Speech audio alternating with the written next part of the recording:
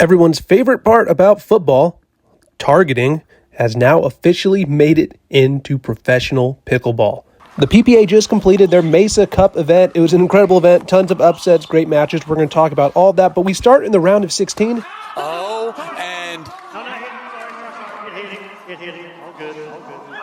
Now, for some context, here's a look at the PPA's new targeting rule, which they just announced. This was the first tournament with this in effect, and it's pretty clear that this is a direct response to this moment from the PPA Masters back in January. I have not seen him hit a ball that hard in my life. Oh. Wow. So why on earth did Ben Johns try to murder Quang Duong? Well, let's see what he had to say after the match. Explain that shot, please. Quang has a habit of going for body on a lot of shots. He did it 2 or 3 times before that, so it's just a warning shot more than anything. Like, if you're going to do that, like, we're going to do it too. Like, Colin Johns went on PicklePod with Zane and Thomas shortly after this and gave a similar explanation. There's an unwritten rule in professional pickleball that maybe not everyone is aware of. Pegging is part of the game, and I am totally fine with pegging, but the etiquette is you keep it shoulders and below. If you're going to try to bag us high over and over and headhunt, then we're going to do it too. But if you don't do it and you play the game the right way, we're probably not going to do it. So we've heard the Johns bro side, and it is no secret that Quang Duong is a banger. He likes to hit the absolute you-know-what out of the ball. Also, some people have said this ball hits the net, which I don't really see on the replay here. So, in my opinion, after rewatching the match, this really just felt like a disproportionate response from Ben. There weren't any shots from Quang in this match in particular that really seemed to warrant this. This just felt like a dangerous and reckless play that, in theory, I don't have a problem with getting out of the game with a formal written rule with some set of punishments. What comes next is the enforcement and the application of, which brings us back to what happened in Mesa this past weekend. One more look at it. No way. That is not even close to the targeting rule. I mean, Brandon, the lawyer, immediately went to the targeting call. I just can't imagine that qualifying for targeting. Now, in head referee Don Stanley's defense, he did immediately overturn this call. Both announcers, Dave Fleming and Adam Stone, were all over it as well, saying this is just ridiculous. Hayden Patriquin was asked about it immediately after the match. Let's hear from him. Yeah, I don't know. The new targeting rule is a little weird. Like, I don't know how you're going to call that, but Don was itching to call it, but I don't know what's going on. Ultimately, in a perfect world, this is a rule that we never actually see enforced. But something tells me we haven't heard the last of this one. Let me know what you guys think of this in the comments. Am I off base on anything? And while you're down there, go ahead and like this video, subscribe to this channel if you haven't, maybe even send this video to a friend. I would greatly appreciate it. We've got a lot to get into. We've got 6 featured matches that I pulled some clips from. There's been a lot of buzz about how this was maybe one of the best tournaments of all time. And as a critic of PPA Championship Sunday, I've said in the past, it's kind of the worst day of a PPA event. The same matchups, you kind of know who's going to win.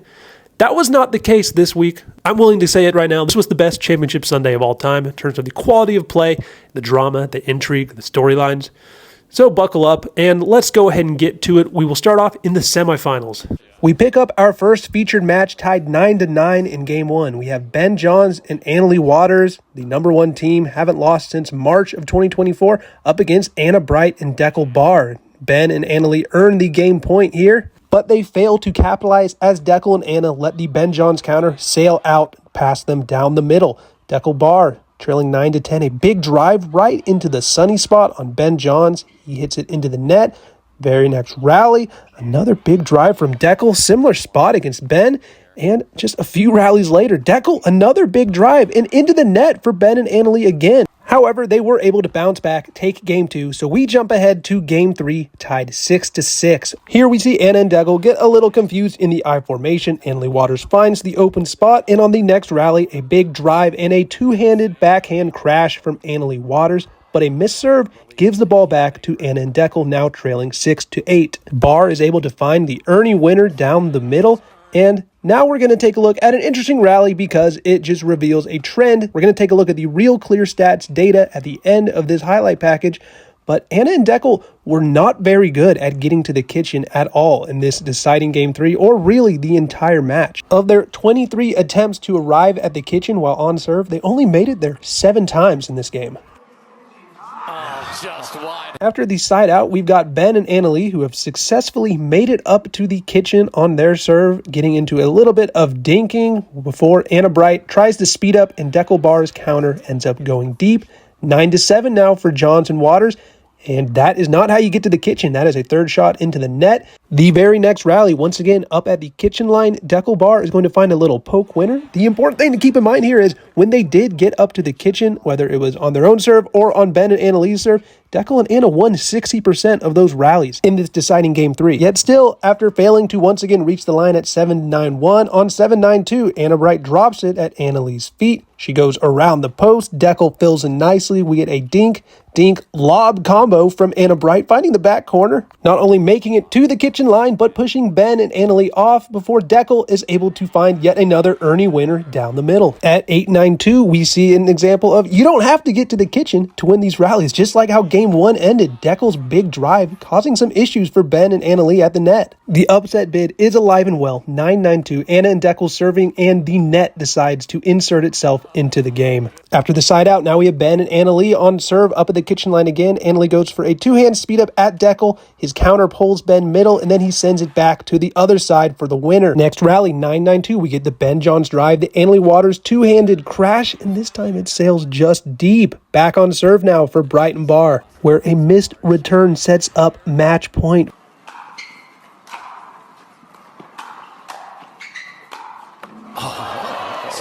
They can't do it on match point number 1. Deckel's drive does not get them up to where they want to be. On the next attempt at it, Anna Bright drops it in front of Annalie, drops it in front of Ben. All of a sudden, we're approaching the kitchen line. We've made it there. We get into some dinking. We've got a patient point brewing. We've got some dinking out of the air. Another one out of the air. Annalie backs up. Anna Bright goes down the line. So does Ben. Then a speed up off the net. And they've done it!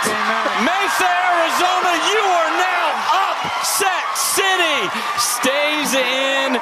So a real quick dive into the Real Clear stats data. One thing that we touched on already was the kitchen arrival stats. You can see Ben and Annalie were much more consistent arriving to the kitchen when they were hitting their third shots, when they were on serve. However, Anna and Deckel did win 42 of the 75 kitchen rallies.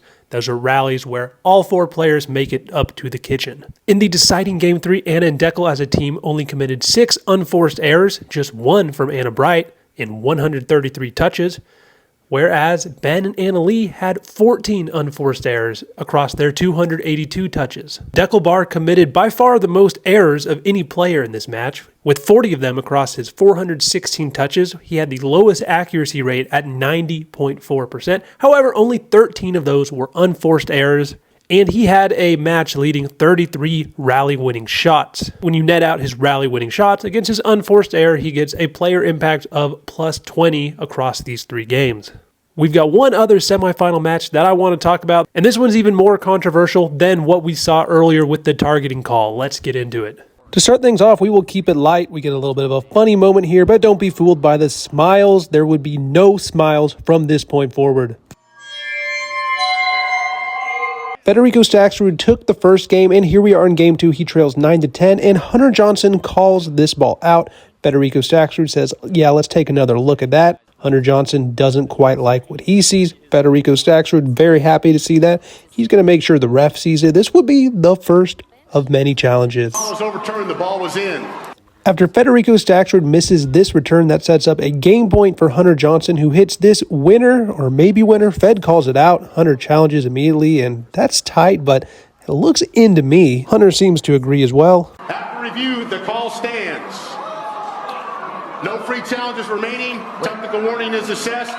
Hunter Johnson absolutely cannot believe it here. After a little conversation with the ref, after the refs have a little conversation, after the ref gets on his walkie-talkie, he calls in head ref Don Stanley. And I'm no lip reader here, but it looks like Don Stanley did not want to be on camera. Fed is waiting patiently, Hunter is waiting patiently, and after some more deliberation, in a plot twist of all plot twists, Federico Staksrud calls a medical timeout. So between the review and the timeout, that took 27 minutes, and then Federico Staksrud gets assessed another technical warning, which is a point for Hunter Johnson because he did not give the ref the ball. He kind of threw it across him right there. So after a little more discussion, Federico Staksrud decides he would like to get Don Stanley back down here to discuss this whole situation. The ref gets on his walkie-talkie. It's been another 10 minutes of no pickleball being played. Federico Staksrud has a very animated conversation with Don Stanley, and the final verdict. The ref was called out to dispute the lead ref's technical warning and awarding of a point. The head ref has upheld the technical warning. That results in an additional technical warning to Mr. Staksrud, an additional point to Mr. Hunter. That's right, another point added to Hunter Johnson's score. Fed went into the end change down 6-2, and before playing another rally, was trailing 8-2. But we're not done with the controversy. Hunter calls us out. Fed says that was in. Another challenge. This one's pretty close too. Let's see what the refs say. Into another dispute, into another dispute. The outcall is overturned. The ball was in. So Federico Staksrud is vindicated on that one, but we're not done. Just 2 rallies later, Hunter Johnson going for the ATP, hits the little net post thing. Fed says, you're not allowed to do that to hit the post. I don't know if I've ever seen a player as very clearly frustrated and tilted as Federico Staksrud was here. Here's another look. He is right once again. He's going to take a little nap. Looks like he's maybe having a migraine, and he's just about had enough. He's going to give the ref the bird. Rally is overturned. The ball hit the net post. Federico once again voices his displeasure with the whole situation, and at this point, the damage was done. What was once a compelling match clearly just devolved into something entirely different. Hunter Johnson wins this one. Let's see what Federico Staksrud has to say about this one in his post-match interview. Oh yeah, they messed me up in the second game. I make a call, ball is out, he makes a challenge, the ref, the video challenge says he's out, then he gets to call someone else to double check it, so I don't get what are we doing, you know. The second game, I'm having a conversation with the ref, and then he takes it personal, and he takes 2 points out of me, so it's like, it's really difficult to win if I literally have to play against him, as he's a great player, and I also have to beat the refs, you know, because the refs are literally against me the whole time. So it's like, it's tough. So no, I think I just pay the price of being the non-American on the court, honestly. Like, it is what it is. It is honestly what it is. So this is the first I'm hearing of any kind of bias from the referees against non-American players. I'm not a pro. I'm not out there. I don't really know how it goes, but I don't think I'm qualified to have too strong of an opinion on that. Another interesting thing is, though, I think they got the call right that ended game 2, but he probably does have a little bit of ground to stand on. Zane Navratil tweeted out this: players should not be able to appeal judgment calls to the head referee. Only rules issues should go to the head ref. Zane's point basically boils down to, if it's a 50-50 call and one ref says one thing, if you bring in the head ref, he might say the other thing. I'd be curious to get y'all's thought on this one too, but now we get to move on to the Championship Sunday matches. Our first match on Championship Sunday is the girlies. Anna Bright and Rachel Rohrabacher up against Annalie Waters and Catherine Parenteau. This is, for my money, the best active rivalry in pro pickleball, although it is getting a little bit one-sided. We need Anna and Rachel to start getting back into that win column to make this rivalry really stand out.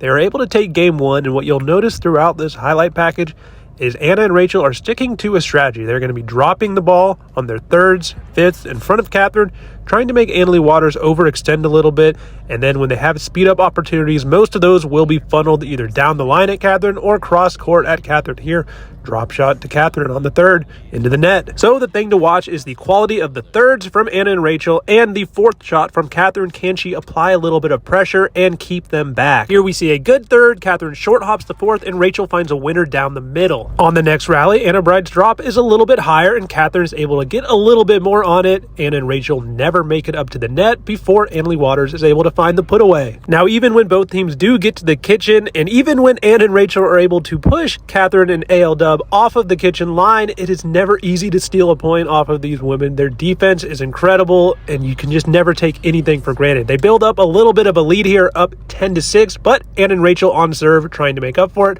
Another good drop right onto that right side of the court. On the next rally, a similar pattern, and here you can see the speed ups just going all at Catherine, just countering speed ups, sending it all back to her. Crucial moment here in game 2, trailing 9-10. If they can tie it up here, all of a sudden this is anybody's game, and Anna Bright is going to go for an Ernie, but Catherine keeps it down, leaves the court open, and Annalie Waters just hits it to the open space. That would set up a pair of game points for the number 1 team, and they were able to close after Rachel Rohrabacher is just a little deep.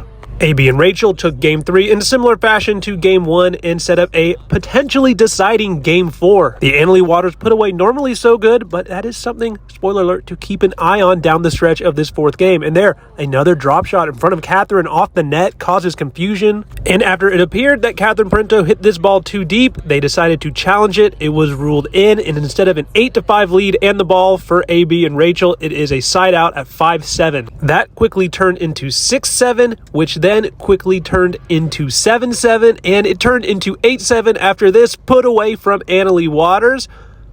Or did it? There's the whiff.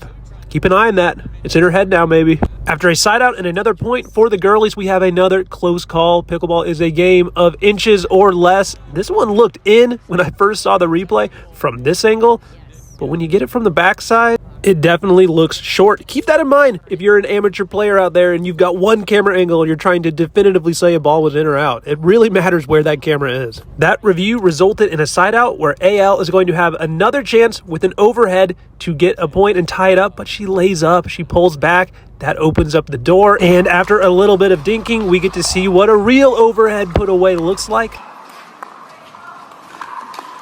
Unbelievable.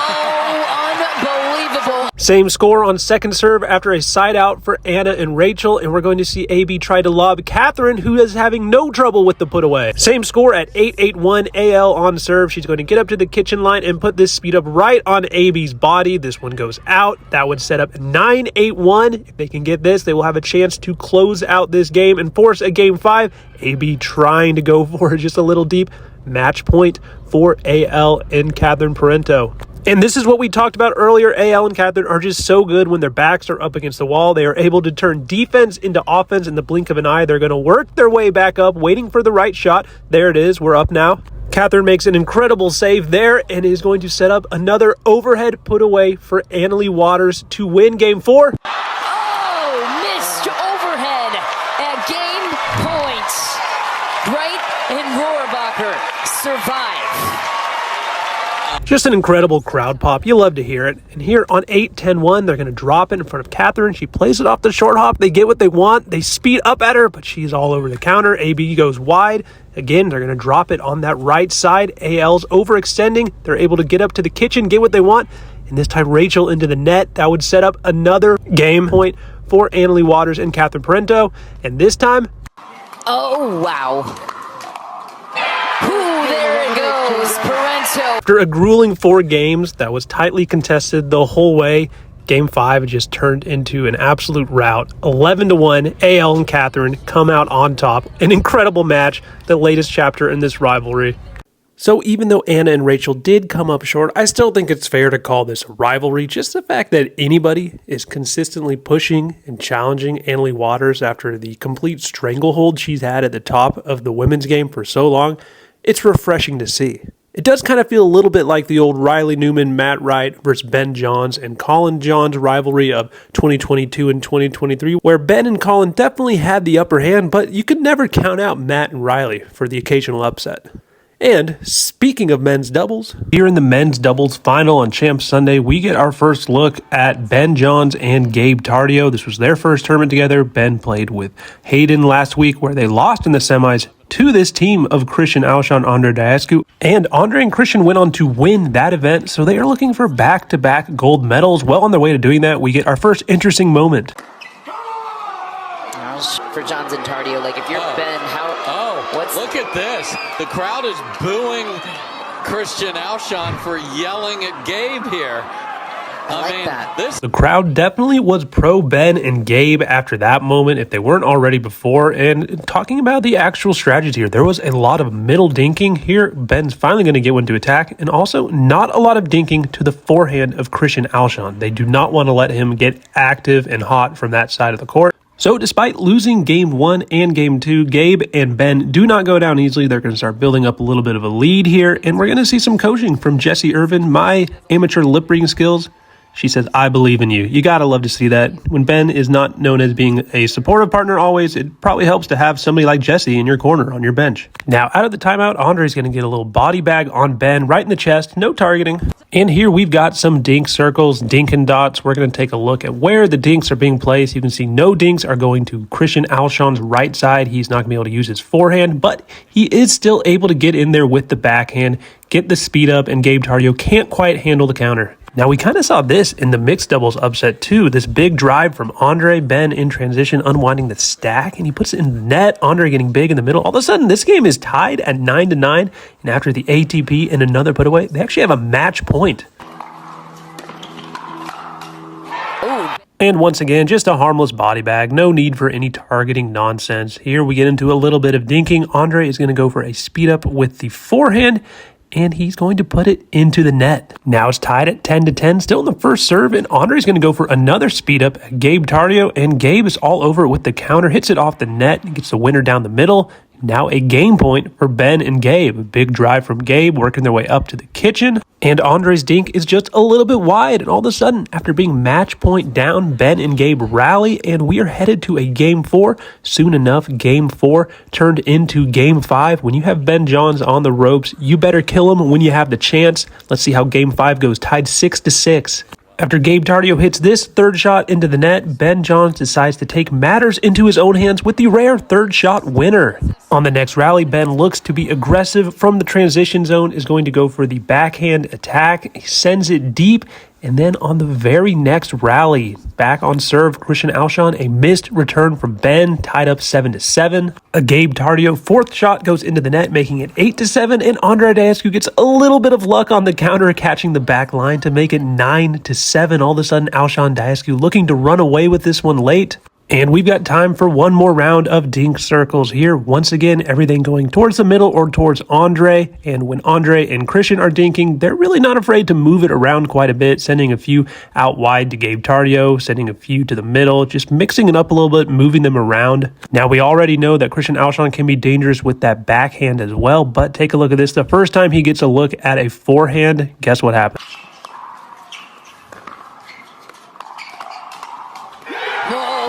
Was going to... That would set up a match point for Christian and Andre, looking to repeat as champions, back-to-back events. Get into a little bit of dinking. Christian Alshon will once again initiate a firefight with a forehand. This time it's a little closer towards the middle of the court, and in the ensuing firefight, Ben John sends a pop-up, and Andre Daescu and Christian Alshon take another title in the desert. I mean, the mental fortitude here. Since moving on from Colin Johns, Ben has now lost in the semis with Hayden Patriquin and in the finals with Gabe Tardio, with both losses coming to Christian Alshon and Andre Daescu. Ben's next partner in a few weeks at the next PPA is none other than Andre Daescu. And look, eventually Ben Johns is going to win another gold medal with a partner other than Colin, but until then, I'm not against a little bit of clickbait and having a little bit of fun. So, who's ready to have this conversation? Let's get a dialogue started in the comments about how Ben Johns can't win without Colin. And with that clickbait out of the way, here's some more. Annalie Waters is going to be taken to the absolute brink in this women's singles final. Let's take a look.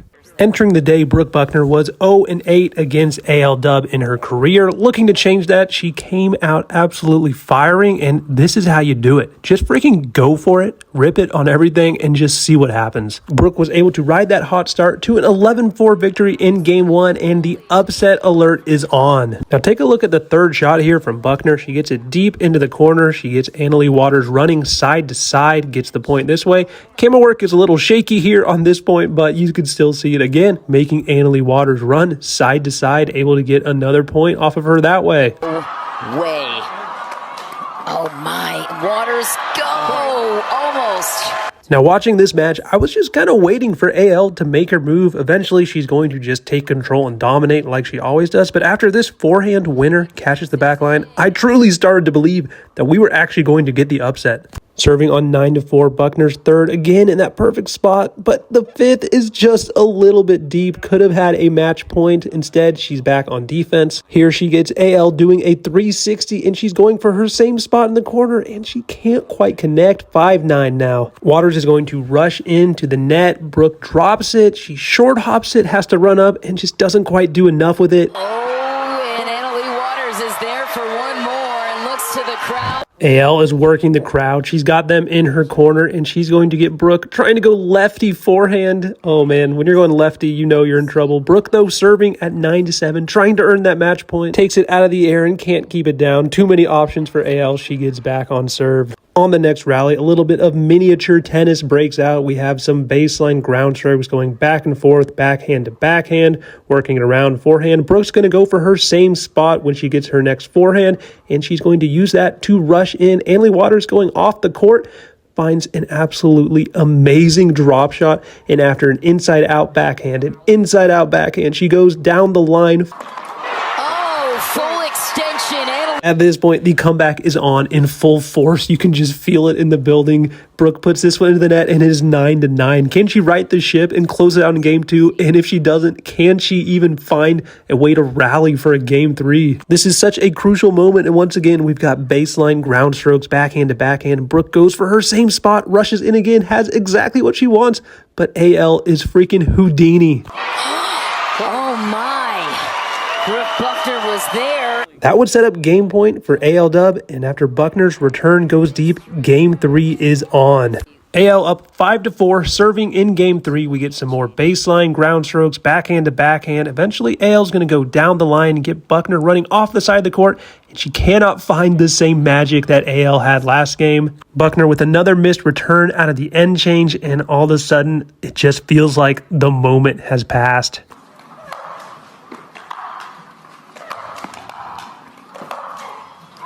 It's deep and wide. Annalie Waters clinches the four-peat. The four-time champion in Mesa in women's singles. That was an absolutely amazing match, and man, you gotta feel a little bit bad for Brooke Buckner. She came out guns blazing. She was clearly just going for it, and when you do that, the margins are just so thin. The shots that she was hitting that let her dominate game 1 and had her right on the brink in game 2, she just couldn't quite find them in a few key moments. Of course, on the other side of this, we have just the absolute greatness that is Annalie Waters. I think we all take her for granted sometimes. I often end up cheering against her just because it's fun to see somebody else win. But at the end of the day, you've just got to take a step back and appreciate her for what she is. Now, I don't have highlights pulled for men's singles. That was the only championship Sunday match that did not go all the way. All 3 doubles matches went 5 games. The women's singles went 3 games. Men's doubles, Ben Johns was able to defeat Hunter Johnson in 2 games. So let's take a look at our last featured match, the mixed doubles final. We've got Anna Bright and Deckel Barr sporting the bucket hats, which by the way I'm a big fan of, up against J.W. Johnson and Georgia Johnson. Now, J-Dub and Georgia absolutely dominated game 1, 11-1, but AB and Deckel will look to strike back here in game 2. After that little montage of Deckel Barr highlights, they would have a 9-7 lead, but Georgia and J-Dub serving after a missed return. It is now 8-9. Deckel Barr apparently got a little tired of watching the women dink back and forth, forehand to forehand, so he's going to step in, try the speed up. But he will more than make up for that error on the 9-9 crucial rally where he finds the Ernie winner down the middle. Actually not a winner, but AB is able to get the job done. 9-9-2 the other way now, and Anna's going to take this dink out of the air and go with the lob. I absolutely love that move. Deckel then fills in, takes over the middle, puts it away with the overhead. We get a little bit of an anticlimactic finish with Georgia Johnson dumping a dink into the net, and after splitting the next 2 games, we can head to game 5. Trailing at 4-5, this is where things start to unravel a little bit for Anna and Deckel. Here she goes ATP, Deckel nowhere to be seen, not filling in to finish that one off. End change. Johnson up 6-4. Deckel's going to go for his Ernie once again, but this time Georgia is all over it. AB fills in, but Georgia doesn't care. Deckel scorpions it into the net. A few rallies later, a missed dink from Deckel will set up match point for Johnson and Johnson. They did not need another shot at it. And they do it. Georgia Johnson strikes one down the line to take the crown, their first title since 2023. Definitely a little bit of a letdown in the final for Anna and Deckel to have defeated Ben and Annalie and ultimately come up short. But on the other end, JW and Georgia Johnson, it's great to see them finally back to winning a gold medal together. And Federico Staksrud tweeted this out, and he might be right. And to close things out, let's take a quick look at the medal count chart. For all events up to this point in 2025, this includes the Masters, the Australian Open, and both of the recent Arizona tournaments. Annalie Waters has taken home the gold in the both events that she played. Paris Todd won the Tucson Open from a few weeks ago, and Caitlin Christian took home the gold in Australia. In men's pro singles, we've had 4 events, and we have 4 different gold medal winners. Most recently, of course, was Ben Johns, who defeated Hunter Johnson this past week. Hunter Johnson defeated Federico Staksrud 2 weeks ago in Tucson. Gabe Tardio took home the gold against Tyson McGuffin in Australia, and Federico Staksrud won the Masters to start the year. In mixed doubles, Ben and Annalie have 2 golds and the 1 bronze that we just saw. Tyson and Lacey won it in Australia, and of course, JW and Georgia just took home the gold at the Mesa Cup. In women's pro doubles, Annalie Waters and Catherine Parenteau are 3 for 3 on winning gold medals. Rachel Rohrabacher and Anna Bright are 3 for 3 on winning silver medals. And Vivian Glosman and Lacey Schneeman took home the gold medal in Australia. In men's pro doubles, Ben Johns has hit a cycle. He has 1 gold, 1 silver, and 1 bronze. Andre Daescu and Christian Alshon have just won back-to-back gold medals. Colin Johns does have the 1 gold with Ben, and then Gabe and Tyson won the gold medal in Australia, which, should I include Australia in these charts? It was definitely a pretty weak field, but for now, with just 4 events completed, I'm just going to leave it in. And lastly, we have a look at the total medal count across all disciplines. Annalie Waters, 7 golds, 1 bronze. Ben Johns, 4 golds, 1 silver, 2 bronze. Catherine Parenteau, 3-1-1. And notably, Anna Bright, still looking for her first gold medal of the year. So that'll do it for this episode. I hope you enjoyed this video. Please like, please subscribe. I put a lot of effort into these videos, so I would greatly appreciate it. But before we go, please enjoy this glorious Around the Post walk-off winner that I hit the other night.